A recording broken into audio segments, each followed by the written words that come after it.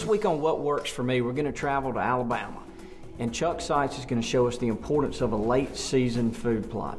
Now across the country, I think the average date for the rut across the country is around November 13th.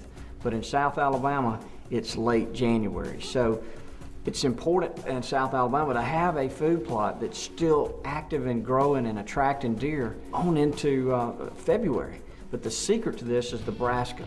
These plants, the later the season goes, the better they perform. So let's go visit with Chuck and see just exactly how he manages this property to have a late season hunt. In Alabama, our deer season comes in October the 15th and lasts through the end of January. So when we pick products to plant, we have to pick something that's going to germinate quickly, but it's going to last through the end of those cold winter months. Typically we start planting our plots in September, late September through early October. So I choose a product like Green Patch Plus that's going to get out of the ground quickly and it's going to provide early season attraction. Now in addition to products like Green Patch, I like to go with a brassica based product like Full Draw or Maximum when it comes to late season palatability during times of the rut. Now once the table is set, you pick the right products to plant, then the next thing is hunting strategy.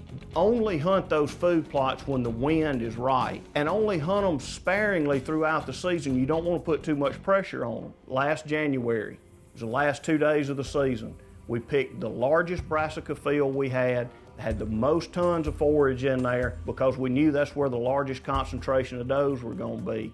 We had a mild winter. Our plants were a foot tall. Deer were wading out through there, which we usually don't see, and we were able to harvest a 6.5-year-old buck that came in to feed on the brassicas and to chase does.